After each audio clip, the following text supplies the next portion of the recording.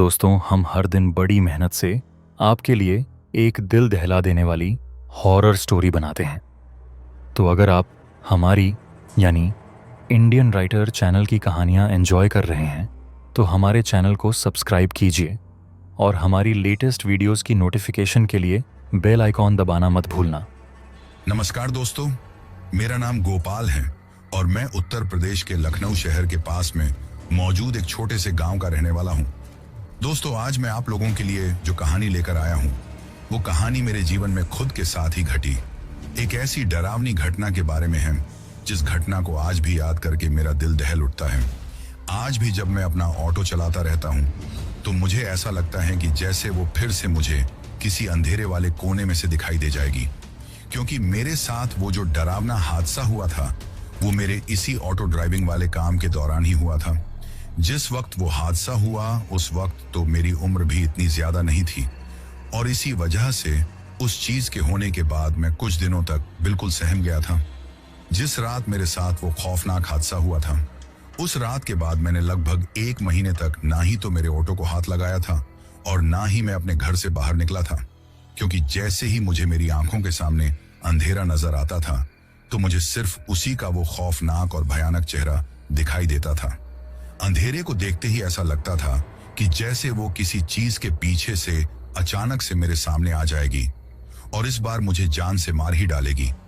अब मेरी इन सब बातों को सुनकर आप लोग सोच रहे होंगे कि आखिर वो कौन थी और इतना भयानक मेरे साथ क्या हुआ था जिसकी वजह से मुझे अंधेरे से भी अब इतना ज्यादा डर लगने लगा था। तो इन सब बातों के बारे में आप लोगों को इस कहानी में आगे चलने पर पता चलने वाला है।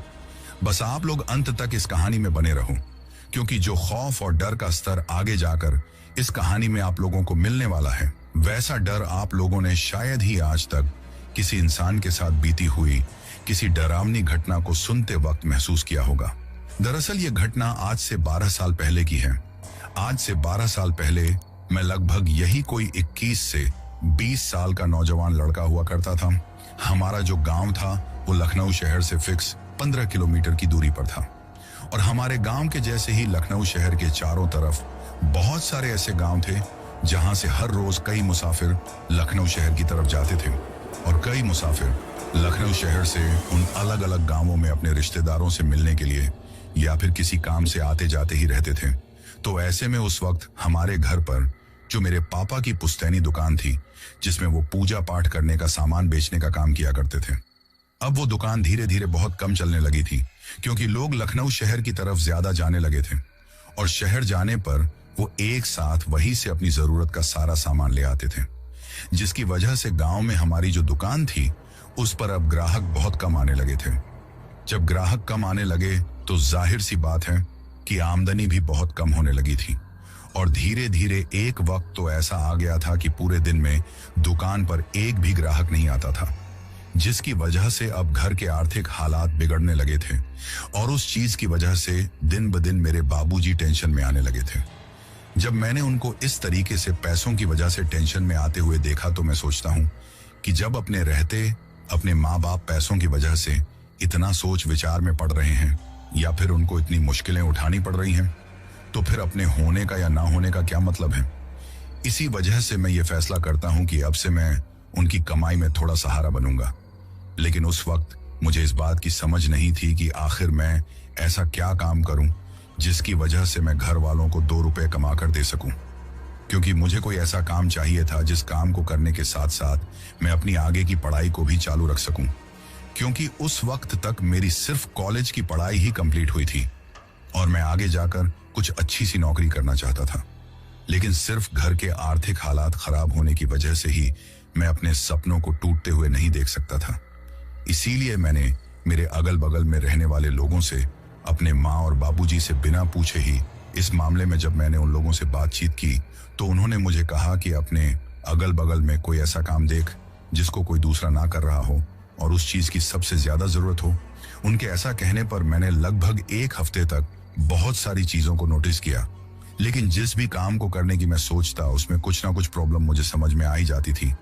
लेकिन फिर मुझे दिखाई दिया कि मेरे गांव के बगल में जो लखनऊ शहर है उसका रोज का आने जाने वाला सिस्टम, यानी कि गांव से शहर की तरफ लोग जाते थे और शहर से गांव की तरफ भी आते थे।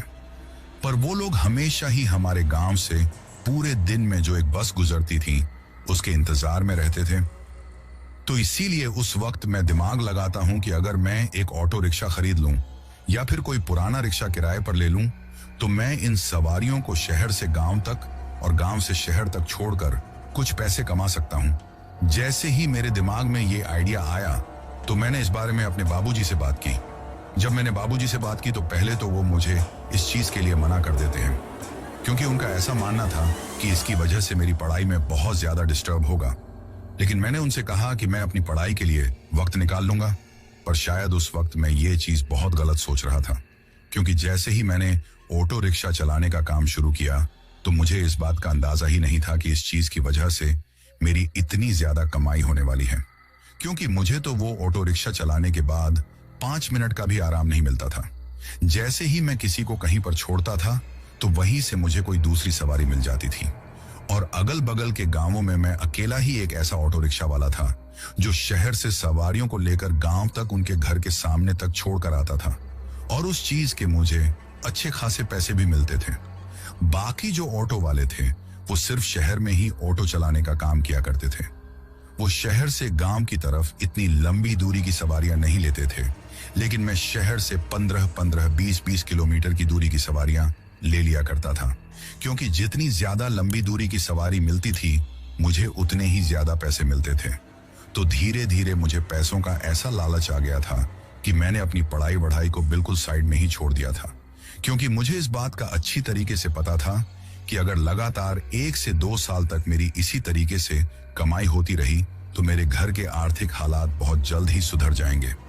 उस वक्त मैंने फिर एक फैसला लिया कि मैं आने वाले 2 से 3 साल तक पढ़ाई को छोड़कर ऑटो रिक्शा चलाने का काम कर लेता हूं। इसके बाद जब मेरे पास थोड़े बहुत पैसे इकट्ठा हो जाएंगे तो मैं इस ऑटो रिक्शा वाले काम को बंद कर दूंगा और फिर से अपनी पढ़ाई चालू कर दूंगा, क्योंकि तब मेरे पास आने वाले 2-3 साल तक का गुजारा करने के जितने पैसे हो जाएंगे, यही बात मैं अपने घर वालों से कह देता हूं और उसके बाद उस ऑटो रिक्शा के काम को लगातार करता रहता हूं। लेकिन उस वक्त मुझे इस बात का अंदाजा नहीं था कि इसी ऑटो रिक्शा वाले काम के दौरान मेरे साथ आगे चलकर एक ऐसा भयानक हादसा होगा जिस हादसे के बारे में मैंने वो काम करने से पहले एक पल के लिए भी नहीं सोचा था। दरअसल जब मुझे ऑटो रिक्शा चलाते हुए लगभग 1 से 1.5 साल का वक्त हो गया था तो एक बार मैं ऐसे ही लखनऊ शहर के बस स्टॉप पर अपने ऑटो रिक्शा को लेकर खड़ा हुआ था। लेकिन उस दिन मुझे सुबह से लेकर शाम तक बहुत कम सवारियां मिली थी और जो भी सवारियां मिली थी वो सिर्फ शहर के अंदर थोड़ी बहुत दूर जाने वाली ही मिली थी, जिसकी वजह से उस दिन मेरी ठीक तरीके से कमाई भी नहीं हुई थी और इस वजह से मेरा थोड़ा सिर दर्द करने लगा था, क्योंकि जब कभी भी मेरी अच्छे से कमाई नहीं होती थी तो मैं उस चीज के बारे में ज्यादा सोचने लगता था और जब कभी भी मैं किसी चीज के बारे में ज्यादा सोचने लगता था तो मेरा सिर दर्द करने लग जाता था। उस दिन मेरे पास इतने कम पैसे थे कि उनको लेकर मेरा घर जाने का भी मन नहीं कर रहा था। इसी वजह से मैं इंतजार करता रहता हूँ कि रात के 10 बजे जब लास्ट वाली बस आएगी तो हो सकता है उसमें मुझे कोई लंबी दूरी वाली सवारी मिल जाए ताकि मेरे थोड़े बहुत पैसे बन जाए। यही बात सोचकर उस दिन मैं रात के 10 बजे तक वही बस स्टॉप पर ही रुका रहता हूँ। बीच बीच में अगर मुझे कहीं अगल बगल की सवारी मिल जाती थी तो मैं उनको उस छोड़कर आ जाता था और फिर वापस से अपने ऑटो को वहीं लाकर लगा लेता था।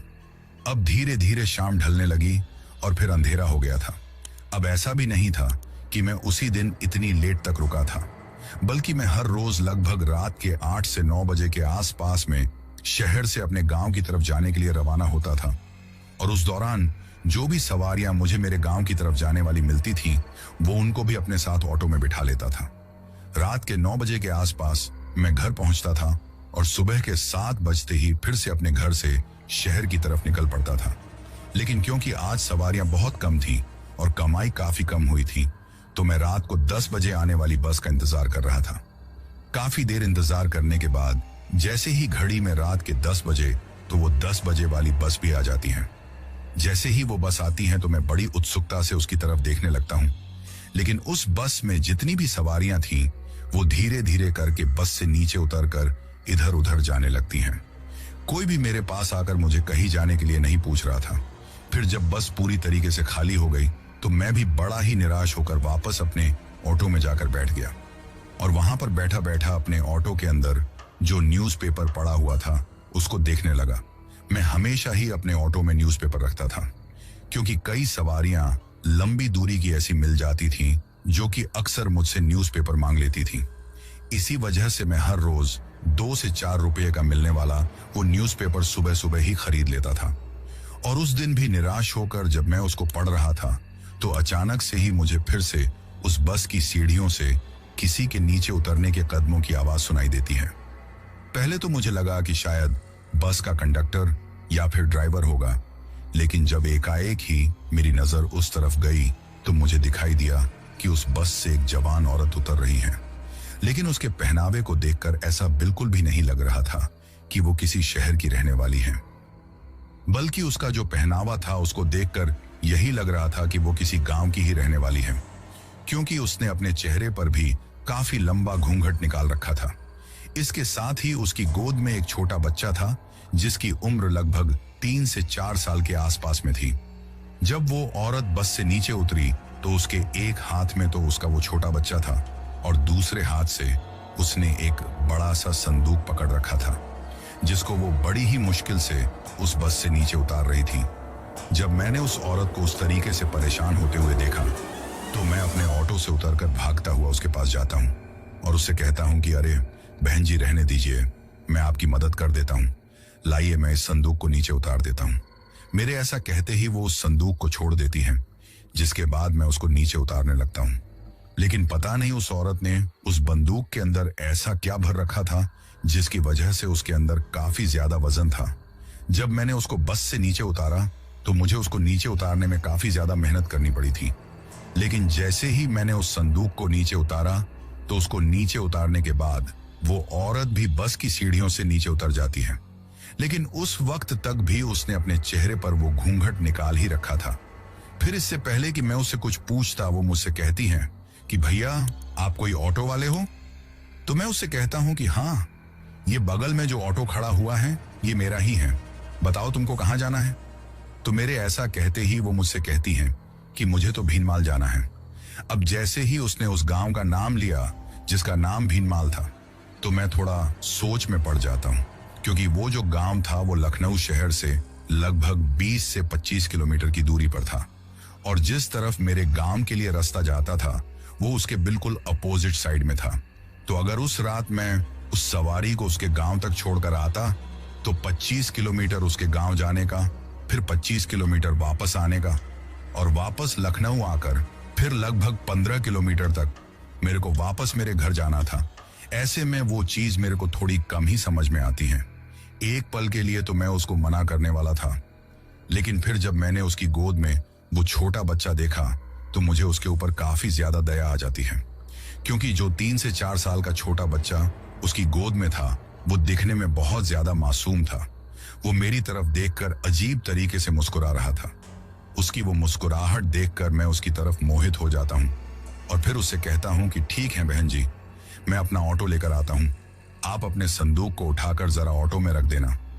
उसे ऐसा कहकर जैसे ही मैं साइड में खड़े हुए मेरे ऑटो को घुमाकर उसके सामने लेकर आता हूँ तो अभी मैं ऑटो को वहां खड़ा करके आगे वाली ड्राइविंग सीट पर बैठा ही था कि तभी मैंने देखा कि जिस संदूक को उस बस से नीचे उतारने के लिए मैं अपने दोनों हाथों से और अपने पूरे शरीर का जोर लगाकर भरपूर कोशिश कर रहा था, लेकिन फिर भी वो मेरे से नीचे नहीं उतर पा रहा था। उस संदूक को उस औरत ने बड़े ही आसानी से अपने एक हाथ से उठाकर कि पीछे वाली सीट के बगल में रख दिया था। जब मैंने ये चीज देखी तो मुझे उस औरत की ताकत पर यकीन ही नहीं हुआ, क्योंकि उसने उस बच्चे को गोद में लिए लिए ही एक हाथ से उस संदूक को उठाकर ऑटो के अंदर रख दिया था। एक पल के लिए तो मेरा मन हुआ कि मैं उसको ये पूछ लूं कि आखिर वो ऐसा क्या खाती है जिसकी वजह से उसके अंदर इतनी ताकत है, लेकिन तभी वो मुझसे कहती हैं कि चलो अब जल्दी चलो, रात काफी ज्यादा हो गई है और मुझे जल्द से जल्द अपने घर पहुंचना है। उसके ऐसा कहते ही मैंने ऑटो को तो स्टार्ट कर लिया था, लेकिन वहां से निकलते ही मैं उस औरत से बातचीत करने लग जाता हूँ।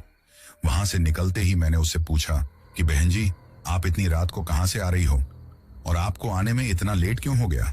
तो वो मुझसे कहती हैं कि मेरे इस बेटे को एक ऐसी बीमारी है जिसका लखनऊ शहर में कोई इलाज नहीं है। इसी वजह से मैं इसको दिल्ली के एक बड़े अस्पताल में लेकर गई थी और वहां से आते आते मेरे को इतना लेट हो गया। अब अगर मैं घर पर इतनी लेट पहुंचूंगी तो मुझे पता है कि मेरा घर वाला मुझे घर जाते ही मारने लगेगा, क्योंकि उसने मुझे साफ साफ कहा था कि मैं दिन ढलने से पहले पहले वापस लौट आऊं। घर में कोई दूसरी औरत खाना बनाने वाली भी नहीं है और मैं जानती हूं कि वो भूख के मारे मेरे ऊपर काफी ज्यादा गुस्सा कर रहा होगा। आज तो घर जाते ही मेरी खैर नहीं है। ये बात उस औरत ने पीछे वाली सीट पर बैठे बैठे और घूंघट निकाले निकाले ही बोली थी, क्योंकि अब तक भी मैंने उसका चेहरा नहीं देखा था। हालांकि जब मैं ऑटो चला रहा था तो मैं बार बार बीच बीच में ऑटो में आगे की तरफ जो पीछे देखने वाला शीशा लगा हुआ था, उस शीशे में उसके चेहरे को देखने की कोशिश कर रहा था। लेकिन जब वो औरत ऑटो में पीछे वाली सीट पर बैठी हुई थी, तब भी उसने उस घूंघट को बिल्कुल उतना लंबा ही निकाल रखा था। तभी उसका वो जो छोटा सा बच्चा था वो उससे कहता है कि माँ, मुझे बहुत ज्यादा भूख लग रही है। उस बच्चे के मुंह से इतना सुनते ही, इससे पहले कि उसकी माँ उससे कुछ कहती, मैं उससे कहता हूं कि अरे बेटा, ये लो, मेरे ऑटो में कुछ थोड़े बहुत बिस्किट पड़े हुए हैं, तुम इनको खा लो। तो मेरे ऐसा कहते ही उस लड़के की जो माँ थी वो मुझसे कहती हैं कि ये बिस्किट नहीं खाता, बल्कि इसको जो खाने के लिए चाहिए वो मैं अब भी इसको यहाँ नहीं दे सकती। मुझसे इतना कहकर वो अपने बच्चे को कहती हैं कि बेटा, थोड़ी देर और सब्र रख, अंकल अभी कुछ ही देर में इस शहर से सुनसान सड़क की ओर निकल जाएंगे। उसके बाद कोई अच्छी सी जगह देखकर मैं तेरे खाने का इंतजाम करती हूँ। अब जैसे ही उस औरत ने ये बात बोली तो मुझे उसकी ये बात कुछ समझ में नहीं आई। लेकिन इससे पहले कि मैं उससे इस बारे में कुछ पूछ पाता, वो पीछे बैठी हुई औरत मुझसे कहती हैं कि बाकी के सारे ऑटो वाले तो अब तक ऑटो चलाना बंद कर देते हैं, तो तुम इतनी लेट तक ऑटो क्यों चला रहे हो? उसके ऐसा पूछते ही जो भी बात थी वो मैं उसे साफ साफ बता देता हूँ कि मुझे आज पूरे दिन से कोई भी सवारी नहीं मिली है, इसी वजह से मैं अब तक रुका हुआ था। अब आप अपनी तरफ से कुछ अच्छा सा किराया मुझे दे दोगे तो मेरी भी आज की मजदूरी निकल जाएगी। मेरे मुंह से ये बात सुनते ही वो औरत घूंघट निकाले निकाले ही हंसने लगती है। लेकिन जिस वक्त वो हंस रही थी उस वक्त उसकी वो हंसने की आवाज मुझे कुछ थोड़ी सी अजीब लग रही थी। ऐसा लग ही नहीं रहा था कि वो हंसने की आवाज किसी औरत की है। पहले तो मुझे इस बात पर ही शक हो गया कि कहीं मेरे पीछे ये जो घूंघट निकाल कर बैठी हुई हैं, ये कोई औरत ही हैं या फिर कोई बहरूपियां हैं, क्योंकि अक्सर ऐसा कई बार होता था और मैंने सुना भी था कि बहुत से लुटेरे औरतों के कपड़े पहनकर कई टैक्सी ड्राइवरों के साथ और ऑटो ड्राइवरों के साथ बैठ जाते थे, फिर उनको किसी सुनसान जगह पर ले जाकर उनके साथ लूटपाट करते थे और कई बार तो उनको जान से मार भी देते थे। लेकिन उन सब चीजों के लिए आज वाली इस औरत के ऊपर विश्वास कर पाना थोड़ा मुश्किल था। भले ही मुझे उसका चेहरा दिखाई नहीं दे रहा था, लेकिन उसके शरीर का जो ढांचा था, यानी कि उसका जो फिगर था, उसको देखकर ऐसा बिल्कुल भी नहीं लग रहा था कि वो कोई औरत नहीं है, क्योंकि जब वो बस से नीचे उतरी थी तो उसके हाथ पैरों और उसकी कमर को देखकर हर कोई यही कहेगा कि ये एक औरत ही है। तो इसी वजह से उस वक्त मैं इस बात को तो अपने दिमाग से निकाल देता हूं कि ये कोई बहरूपियां हैं या फिर कोई मर्द हैं जो औरत के कपड़े पहनकर बैठ गया है। अब कुछ ही देर में लखनऊ शहर को पीछे छोड़ते हुए मैं उस औरत ने जो गांव बताया था उस गांव की उस सिंगल सड़क की तरफ निकल गया था। रात के लगभग 10:15 बजे का वक्त हो रहा था और मेरा ऑटो उस सुनसान सड़क पर अपनी आवाज करते हुए लगातार चलता जा रहा था। बीच बीच में कुछ गड्ढे आ रहे थे, जिसकी वजह से मुझे ऑटो की रफ्तार को धीमा करते हुए उन गड्ढों में से ऑटो को बड़े ही आराम से निकालना पड़ रहा था। लेकिन आगे जाकर एक जगह पर मुझे काफी ज्यादा अंधेरा होने की वजह से ऑटो की हेडलाइट की रोशनी में एक गड्ढा ठीक तरीके से दिखाई नहीं देता है और उसका पीछे वाला एक पहिया उस गड्ढे में बड़ी ही जोर से लगता है, जिसकी वजह से ऑटो पूरी तरीके से हिल जाती है और मेरे साथ साथ पीछे बैठी हुई वो औरत और वो बच्चा भी थोड़ा ऊपर उछलकर सीट पर वापस गिरते हैं। अब जैसे ही ये चीज हुई तो वो औरत बड़े ही गुस्से में मुझसे कहती हैं कि ठीक तरीके से नहीं चलाया जा सकता, अभी मेरे बच्चे को चोट लग जाती तो। अब उस औरत ने जिस लहजे में मेरे से बात की, उस लहजे में बात करना तो उस वक्त उसका लाजमी था, लेकिन जिस आवाज में उसने ये बात बोली थी उस आवाज को सुनकर मेरे रोंगटे खड़े हो गए थे, क्योंकि उस औरत की आवाज के साथ साथ मुझे वहां पर किसी मर्द की आवाज भी सुनाई दी थी। एक पल के लिए ऐसा लगा था कि जैसे कोई औरत और मर्द एक साथ ही बोले हो। उस आवाज को सुनते ही कुछ पल के लिए तो मैं सोचता हूं कि आखिर ये औरत किसी मर्द की आवाज में कैसे बात कर रही है। लेकिन फिर धीरे धीरे मुझे मेरे दिमाग में वही सब बातें याद आने लगती हैं जो मुझे मेरे साथ काम करने वाले ऑटो ड्राइवर बताया करते थे। एक बार एक ऑटो ड्राइवर ने मुझे बताया था कि शहर से बाहर की तरफ जो भीन माल गांव की तरफ रास्ता जाता है, उस रास्ते पर अक्सर बहुत सारी भटकती हुई आत्माएं घूमती हैं। क्योंकि उस ऑटो ड्राइवर का खुद का भी एक बार ऐसी ही किसी डरावनी आत्मा से सामना हुआ था। लेकिन वो तो अच्छा हुआ कि उसने उस दिन उसको अपने ऑटो में नहीं बिठाया, बल्कि वो तो उसको देखते ही पहचान गया था। इस वजह से वो अपने ऑटो को वहां से भगा कर ले आया था। पर मेरे को इन सब चीजों का इतना ज्यादा नॉलेज नहीं था। लेकिन आज मैं बिल्कुल उसी रास्ते पर था जिस रास्ते की कहानी उस ऑटो ड्राइवर ने मुझे बताई थी। अब जैसे ही मेरे दिमाग में ये चीज मुझे याद आई तो मुझे समझ में आ जाता है कि कहीं ना कहीं आज मेरे साथ कुछ गलत हो रहा है। इसी वजह से मैं थोड़ा नीची आवाज में उस औरत से ऑटो चलाते हुए कहता हूं कि अरे बहन जी, माफी चाहता हूं, अंधेरे में मुझे कुछ दिखाई नहीं दिया। जैसे ही मैंने ये बात बोली तो वो मुझसे कहती हैं कि अभी तो पता नहीं तुम्हें क्या क्या देखना बाकी है, चुपचाप ध्यान से चलाओ या फिर मुझे यहीं उतार दो। अब जब उस औरत ने यह कहा कि मुझे यहीं उतार दो तो एक पल के लिए तो मेरा मन हुआ कि मैं उसको कह दूं कि ठीक है, आप यहीं उतर जाओ। लेकिन मैंने सोचा कि अगर मैं इसको यहीं उतार दूंगा तो ये सच में मुझे कुछ ना कुछ नुकसान पहुंचा सकती है। पर तभी मेरा दिमाग मुझसे कहता है कि अरे यार, मैं भी ये क्या क्या सोच रहा हूं। जो मेरे पीछे औरत बैठी हुई है वो बिल्कुल साधारण सी औरत लग रही है। मुझे ये सब इतना ज्यादा नहीं सोचना चाहिए। और भूत प्रेत भला असल जिंदगी में थोड़ी होते हैं। ये तो मेरे साथ काम करने वाले उस ऑटो ड्राइवर ने इस रास्ते के बारे में मुझे इस तरह की डरावनी कहानी सुनाई थी। इस वजह से मुझे ये डर लग रहा है। अब अपने आप को ऐसी सांत्वना देते हुए मैं खुद को नॉर्मल करने की कोशिश करता हूँ, लेकिन पता नहीं फिर भी मेरा दिल बार बार बड़े ही जोरों से धड़कता जा रहा था। अब उस सुनसान सड़क पर और मेरे ऑटो में बिल्कुल पूरी तरीके से सन्नाटा पसरा हुआ था। अगल बगल में अगर किसी चीज की आवाज गूंज रही थी तो वो सिर्फ मेरे ऑटो के चलने की ही आवाज थी। लेकिन तभी उस औरत के बगल में जो बच्चा बैठा हुआ था वो उससे कहता है कि माँ, और कितना देर लगेगी? कितने दिनों से तो आज मेरी भूख मिटने वाली है और फिर भी तुम इतना टाइम लगा रही हो। तो वो औरत उससे कहती है कि बस लल्ला, थोड़ी देर और इंतजार कर, कुछ ही देर में हमारी बस्ती आने ही वाली है। हमारी बस्ती में पहुंचने के बाद मैं तुझे जरूर कुछ ना कुछ खिला दूंगी, पर तब तक मैं तुझे एक कहानी सुना देती हूँ ताकि तेरा ध्यान भूख पर इतना ज्यादा ना जाए। उस औरत ने उस बच्चे से ये बात कहने के बाद उसको अपनी गोद में लेटाया और फिर वो उसको एक कहानी सुनाने लगती है। जब वो औरत उस बच्चे को वो कहानी सुना रही थी तो ऑटो चलाते चलाते मैं भी उस कहानी को सुनने लगता हूँ। पर जैसे जैसे मैं उस कहानी को सुनता गया वैसे वैसे ही मेरा डर का स्तर बढ़ता गया, क्योंकि वो औरत एक ऐसी कहानी सुना रही थी जिस कहानी को उस अंधेरी सुनसान सड़क पर सफर तय करते वक्त सुनकर मेरी जगह अगर और कोई भी होता तो उसके भी पसीने छूट ही जाते। दरअसल वो औरत उस बच्चे को कहानी सुनाती है कि एक बार एक बूढ़ी अम्मा जंगल से लकड़ी तोड़कर ला रही थी, पर जब तक वो लकड़ी तोड़कर वापस लौटी तब तक काफी ज्यादा अंधेरा हो चुका था और उसका जो गांव था वो उस जंगल से थोड़ा दूर था। इसी वजह से अब वो वहां खड़ी खड़ी किसी राहगीर का इंतजार कर रही थी ताकि कोई उसको अपने साथ उस गांव तक ले चले, क्योंकि अब इतनी दूर तक उस लकड़ियों के गट्ठर को लेकर चल पाना उस बूढ़ी अम्मा के लिए बहुत ही ज्यादा मुश्किल था। उसने उस सड़क पर खड़े खड़े काफी देर इंतजार किया, लेकिन कोई भी उसको आता हुआ दिखाई नहीं दिया।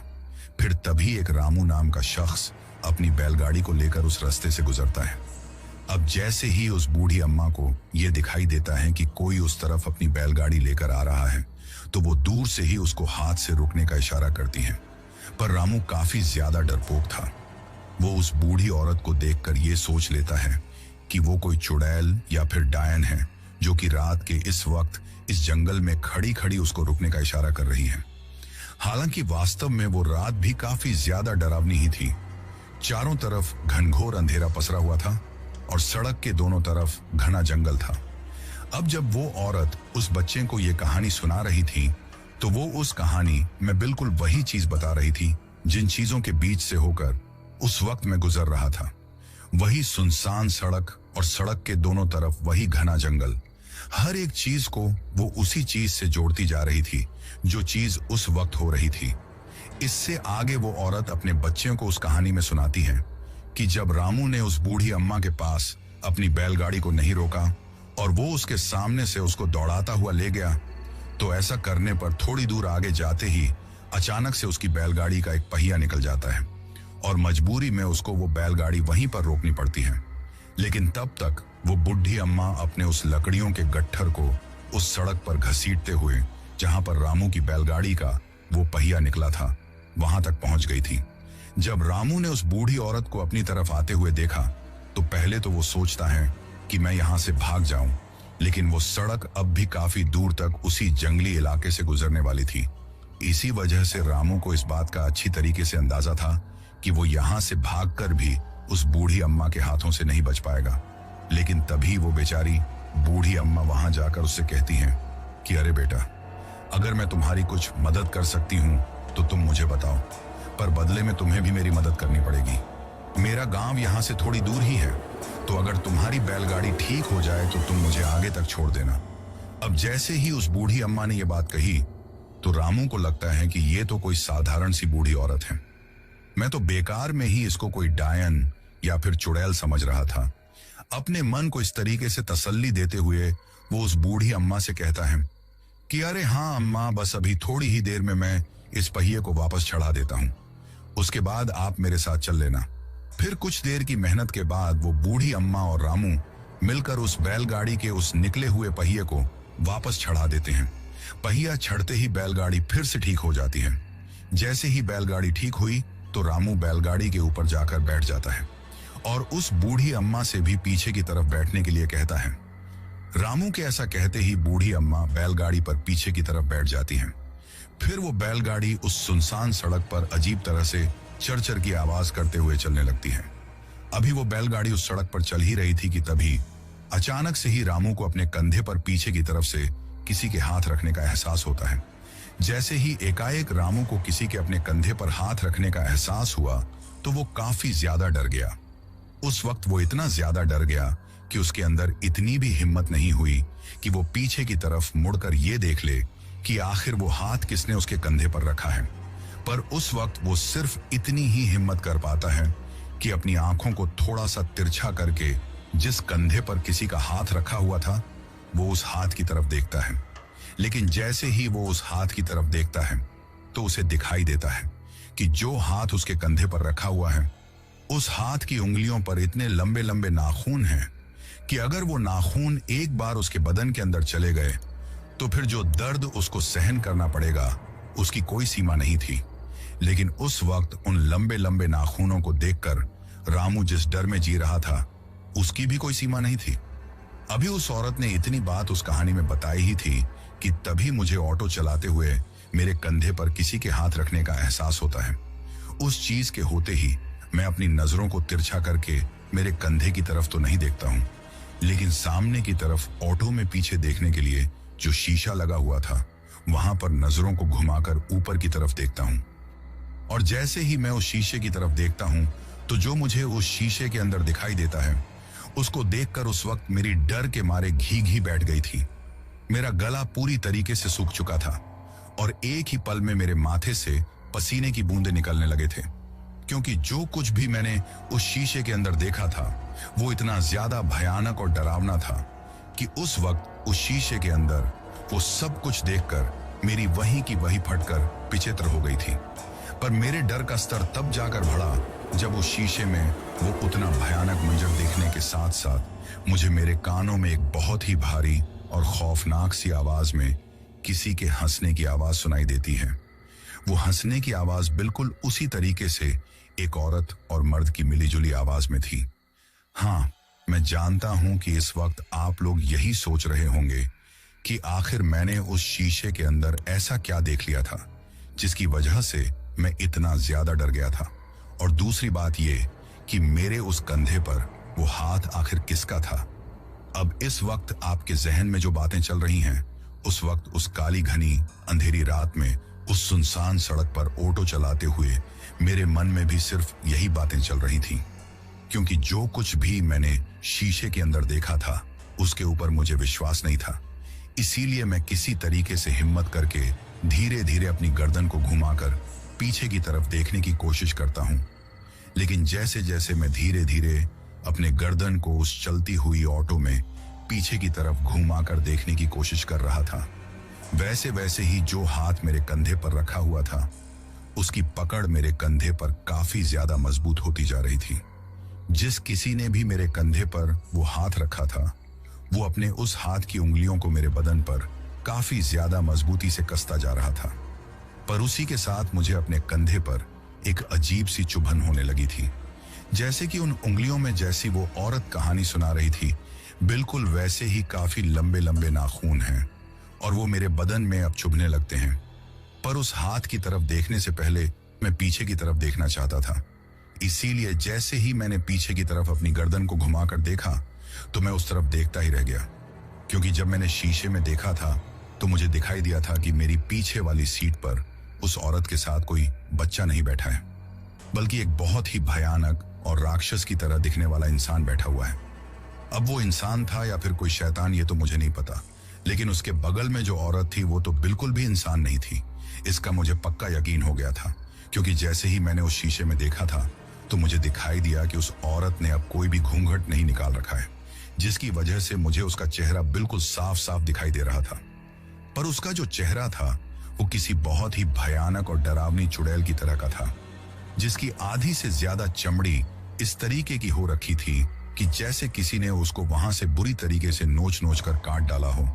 उसके चेहरे से मांस के चिथड़े लटक रहे थे और वहां से हल्का हल्का खून भी बह रहा था, लेकिन वो खून किसी इंसान की तरह बिल्कुल लाल नहीं था, बल्कि वो तो कोई काला काला ऑयल के जैसा कुछ था। इसके साथ ही उसके जो होंठ थे वो इतने ज्यादा बाहर की तरफ लटके हुए थे कि उनको देखकर ऐसा लग रहा था जैसे ये अभी थोड़ी ही देर में टूटकर नीचे गिर जाएंगे। पर उन बाहर लटके हुए होंठों को अगर किसी चीज ने डांट रखा था तो वो थे उसके मुंह के दो साइड वाले लंबे लंबे नुकीले दांत, जो कि उसकी थोड़ी तक बाहर नीचे तक आए हुए थे। और उस हुलिया को और भी ज्यादा जो चीज खौफनाक बना रही थी वो थी उस औरत की आंखें, जो कि पूरी सफेद थी। इतना भयानक चेहरा देखते ही मुझे कुछ पल के लिए तो यकीन नहीं हुआ था कि जो कुछ मैंने उस शीशे के अंदर देखा है वो सच है, क्योंकि उस वक्त मैं यही सोच रहा था कि शायद मैं मन ही मन इतना ज्यादा डर रहा हूं तो इसी वजह से मेरा दिमाग मेरी आंखों के सामने वैसी ही छवि बना रहा है जिन चीजों के बारे में मैं सोच रहा हूं। और इसी चीज की पुष्टि करने के लिए मैंने पीछे की तरफ मुड़कर देखा था। लेकिन जैसे ही मैंने पीछे की तरफ मुड़कर देखा तो मुझे पीछे मुड़कर देखने पर भी बिल्कुल वैसा ही मंजर दिखाई देता है जैसा मुझे सामने की तरफ उस शीशे में दिखाई दे रहा था। पर उस तरफ देखते ही मेरी गर्दन वहीं की वहीं अकड़ गई थी। मैं चाहकर भी अपनी गर्दन को वापस सामने की तरफ घुमाकर नहीं देख पा रहा था और ऑटो बिल्कुल उसी रफ्तार में चलती जा रही थी। अब जब मैं सामने की तरफ देख ही नहीं पा रहा था तो ऑटो के आगे क्या आ रहा है इसका भी मुझे कुछ पता नहीं था, जिसकी वजह से कुछ ही देर में एक बहुत तेज झटके और धमाके के साथ वो ऑटो वहीं की वहीं रुकती है और मेरा सिर आगे जाकर ऑटो के सामने वाले शीशे में लगता है, जिसकी वजह से मैं वहीं की वहीं बेहोश हो जाता हूँ। उसके बाद आगे मेरे साथ क्या हुआ इसका मुझे कुछ भी नहीं पता, लेकिन जिस वक्त मेरी आंखें खुली उस वक्त मैं एक बड़े से बरगद के पेड़ की टहनी से उल्टा लटका हुआ था। पर जैसे ही नीचे लटकते वक्त मेरी आंखें खुली तो मैं अपने आप को एक बहुत ही बड़े से पेड़ के नीचे लटकता हुआ तो पाता ही हूं, पर वहीं पर मेरे साथ वही भयानक सी औरत और उसके साथ में वो जो बच्चा था वो खड़ा हुआ था। पर उस वक्त वहां से वो किसी राक्षस की तरह दिखने वाला दूसरा चेहरा गायब था। लेकिन फिर आंखें खुलने के कुछ ही देर बाद मुझे मेरे एक पैर पर काफी तेज दर्द महसूस होता है और वो दर्द धीरे धीरे इतना ज्यादा बढ़ता गया कि मेरी वहां पर चीख निकलने लगी। पर उस वक्त मुझे इस बात का जरा भी पता नहीं था कि आखिर वो जो दर्द है वो किस वजह से हो रहा है। इसीलिए मैं नीचे लटका लटका ही हल्का सा ऊपर की तरफ होकर ये देखने की कोशिश करता हूं कि मुझे वो दर्द किस वजह से हो रहा है। फिर जब मैंने ऊपर की तरफ हल्की सी अपनी गर्दन को उठाकर देखा तो मुझे दिखाई दिया कि उस औरत ने मेरे एक पैर की जांघ को पूरी तरीके से फाड़ डाला है और वहां से उसने मेरी जांघ का मांस निकाल लिया था। जिसकी वजह से मुझे वो इतना असहनीय दर्द हो रहा था। जब मैंने ये चीज देखी तो मुझे समझ में आ गया था कि मेरा आज यहाँ पर मरना तय है। इसी वजह से मैं अब सिर्फ अपनी मौत का इंतजार कर रहा था। लेकिन शायद उस वक्त वो औरत मुझे इतनी जल्दी एक ही झटके में नहीं मारने वाली थी, बल्कि वो मेरी जान की तरह ही मेरे शरीर के हर एक अलग अलग हिस्से से मेरा मांस निकाल निकाल कर मुझे तड़पा तड़पा कर मारना चाहती थी। क्योंकि जिस वक्त मैंने ये देखा कि मेरी जान का मांस निकला हुआ है, उस वक्त वो चीज देखने के बाद जब मेरी नजरें उस औरत के बगल में वो जो बच्चा खड़ा हुआ था उसकी तरफ गई, तो मुझे दिखाई दिया कि उस बच्चे के हाथ में एक बड़ा सा मांस का टुकड़ा है जो कि पूरी तरीके से खून में सना हुआ है। उसको देखकर ऐसा लग रहा था कि जैसे उसको अभी अभी ही किसी जिंदा जानवर को काट कर उसके शरीर से निकाला गया हो। और उस मांस के चिथड़े को वो बच्चा बड़े ही चाव से अपने मुंह में चबा चबा कर खा रहा था। उस चीज को देखकर मुझे समझ में आ गया था कि जिस जानवर के शरीर से ये मांस का टुकड़ा निकाला गया है वो जानवर कोई और नहीं बल्कि मैं खुद ही हूं। यानी कि वो मांस का टुकड़ा मेरी ही जान से निकाला गया था। लेकिन तभी मैं जोर जोर से चिल्लाते हुए उस औरत से कहने लगता हूं कि मुझे छोड़ दो, मैंने तुम्हारा क्या बिगाड़ा है। पर जैसे ही मैं उससे ये बात कहने की कोशिश करता तो वो औरत उस बच्चे के साथ वहां पर जोर जोर से हंसने लगती। उस चीज को देखकर मुझे समझ में आ गया था कि आज मैं यहां से किसी भी हालत में बचकर नहीं निकल सकता। फिर तभी उल्टा लटके लटके ही मुझे दिखाई दिया कि जिस बरगद के पेड़ की टहनी से मैं उल्टा लटका हुआ हूं, उसी पेड़ की बाकी की टहनियों के ऊपर काफी सारे इंसानों के कंकाल लटके हुए हैं। और उन कंकालों के पैर की एक हड्डी को बिल्कुल उसी तरीके से उस पेड़ की टहनी से बांधा गया है जिस तरीके से उस वक्त मेरा एक पैर उस पेड़ की टहनी से बंधा हुआ था। ये चीज देखते ही मैं समझ गया था कि इस औरत के चंगुल में फंसने वाला मैं कोई पहला इंसान नहीं हूं, बल्कि इसने मेरी तरह ही आज से पहले भी काफी लोगों को अपना शिकार बनाया है। और जितने भी कंकाल इस पेड़ के नीचे इस तरीके से लटके हुए हैं, ये वही लोग हैं जो मेरी तरह इसके चंगुल में फंसे थे और जिनको बाद में इस औरत ने बिल्कुल इसी तरीके से यहाँ लटकाकर उनके शरीर के मांस का अलग अलग हिस्सा निकालने के बाद उनको तड़पा तड़पा कर मारा था। और आज भी उनके शरीर के कंकाल यहाँ पर लटके हुए हैं।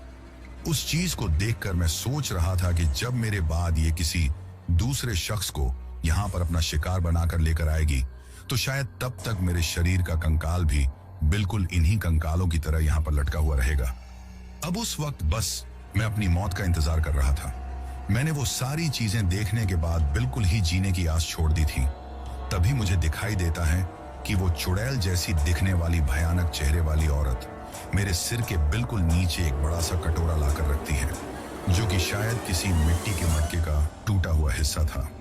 उसको वहां पर रखने के बाद वो कहीं से एक बड़ी सी लकड़ी उठाकर लाती है और फिर उस लकड़ी की मेरे सिर पर इतनी जोर से मारती है कि उस एक ही वार में मेरा सिर बुरी तरीके से चकरा गया था और सिर फटने की वजह से अब मेरे सिर से खून भी निकलने लगा था जो कि एक एक बूंद के रूप में मेरे सिर के नीचे रखे हुए उस मिट्टी के मटके के अंदर इकट्ठा होने लगा था।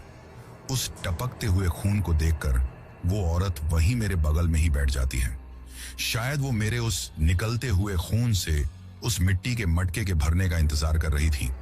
लेकिन तभी मैं देखता हूं कि उसके बगल में उसके साथ जो बच्चा था जो कि एक शैतान ही था, वो उस मांस के चीथड़े को लाकर उस मटके के अंदर अब जो मेरा थोड़ा बहुत खून इकट्ठा हो गया था उस खून के अंदर डूबाता है और उसके ऊपर खून लगाकर उस मांस के टुकड़े को उसी तरीके से खा रहा था जैसे आप लोग अपनी जिंदगी में समोसे के ऊपर चटनी लगाकर खाते हो। बार बार वो मेरी जांघ से निकाले हुए उस मांस के टुकड़े को उस मटके के अंदर जो खून था उसमें डुबाता था और उसके बाद एक टुकड़ा अपने मुंह में लेकर चबाने लगता था।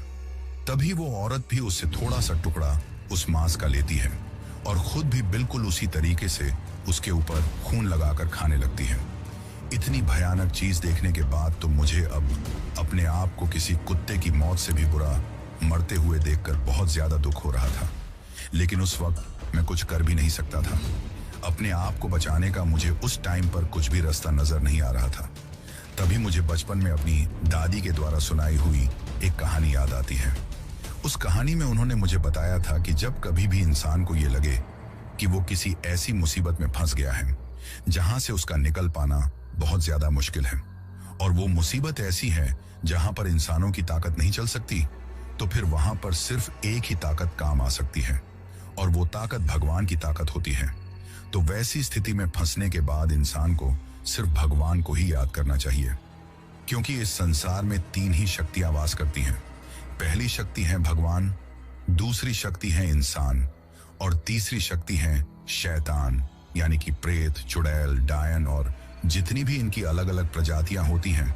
ये सबसे खतरनाक और डरावनी योनि में आती हैं, जो कि सिर्फ इंसानों के ऊपर ही हमला कर सकती हैं।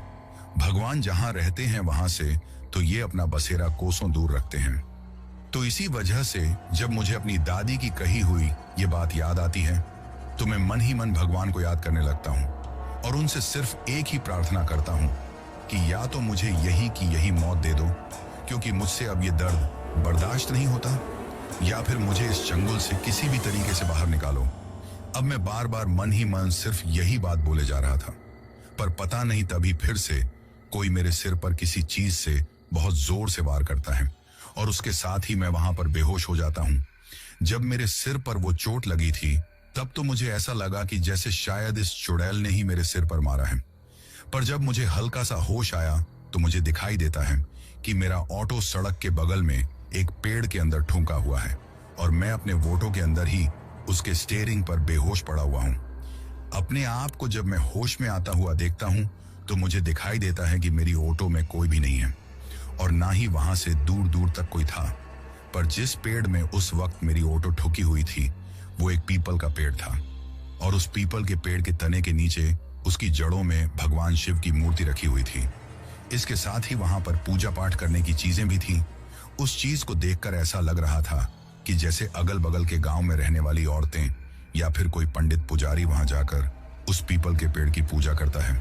साथ ही उस पीपल के पेड़ के तने के चारों तरफ काफी सारा लाल धागा भी बंधा हुआ था। उस चीज को देखकर तो मुझे पक्का यकीन हो गया था कि यहाँ पर जरूर पूजा पाठ की जाती है।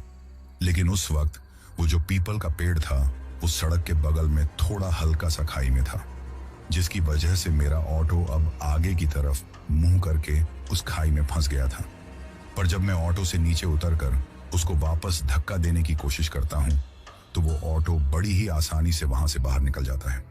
जैसे ही ये चीज हुई तो मुझे उसके ऊपर विश्वास ही नहीं हुआ कि भला इतनी आसानी से इतना भारी भरकम ऑटो सिर्फ मेरे एक अकेले इंसान के धक्का देने से ही यहां से कैसे निकल गया।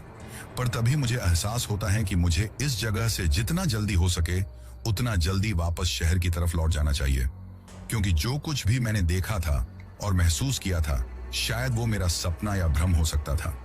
लेकिन दोबारा से जो कुछ भी मेरे साथ होने वाला था वो कोई सपना या फिर वहम नहीं हो सकता था, पर उसके होने से पहले पहले मुझे वहां से बाहर आ जाना था। जब वहां से ऑटो दौड़ते हुए मैंने अपने सिर के ऊपर हाथ रखकर देखा तो मुझे दिखाई दिया कि ना ही तो मेरा सिर कहीं से फटा हुआ है और ना ही वहां से कोई खून निकल रहा है, बल्कि मैं तो पूरी तरीके से बिल्कुल सही सलामत था। मेरे साथ ये करिश्मा और चमत्कार किस तरीके से हुआ ये आज तक भी मुझे समझ में नहीं आया। वो औरत और वो बच्चा कौन था ना ही मैं इसके बारे में जान पाया था। पर उस दिन के बाद मैं कभी भी शाम के वक्त ऑटो नहीं चलाता हूँ। दिन ढलने से पहले पहले ही मैं अपने घर पर वापस लौट आता हूँ।